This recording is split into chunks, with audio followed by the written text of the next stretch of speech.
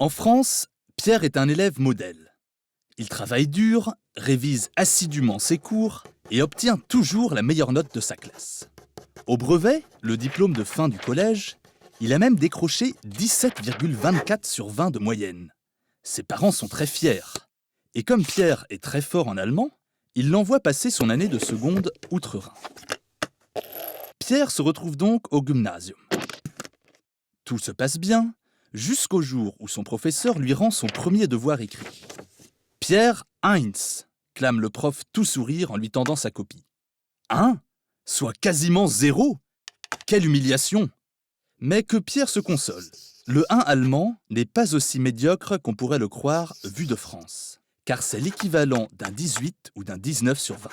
Les écoliers allemands sont notés sur une échelle de 1 à 6.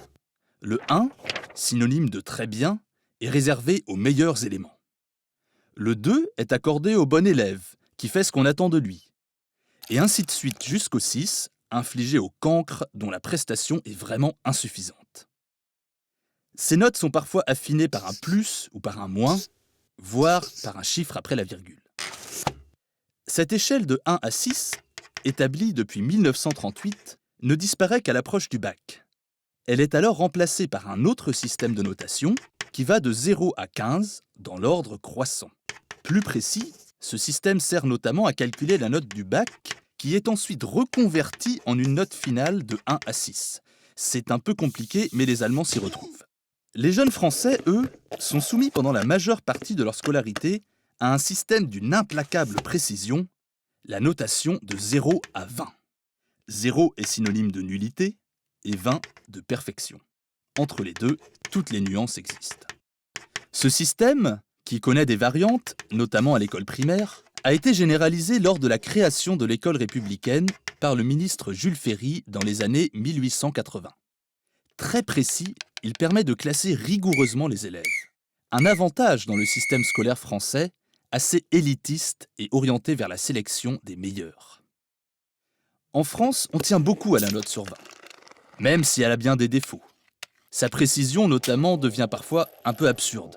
Sur quels critères obtient-on 13,5 sur 20 à un devoir de philosophie plutôt que 12,5 ou 14 ? Mystère. On voit aussi des élèves rater leurs examens pour un 9,7 au lieu d'un 10. Et des parents angoissés qui calculent mois par mois les notes moyennes de leurs rejetons. S'ils passent de 13,8 à 14,2, c'est la joie. Et s'ils régressent de 16,4 à 16,2, c'est la panique. Échelle inversée de 1 à 6 en Allemagne, note sur 20 en France, avec des systèmes aussi divers, difficile de comparer le niveau des élèves en Europe. Que vaudrait en France le Heinz allemand de Pierre ? Plutôt 18,5 ou plutôt 19,25 ? Le seul système de notation européen existant, qu'on appelle ECTS, ne s'applique qu'aux études supérieures. Il attribue aux étudiants une lettre en fonction de leur classement.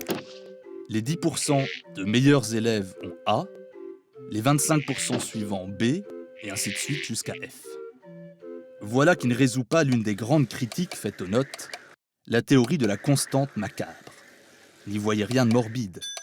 C'est l'idée que chaque échelle de notes implique des élèves qui réussissent et d'autres qui échouent. Autrement dit, tant qu'il y aura des notes, il y aura des cracks et des cancres.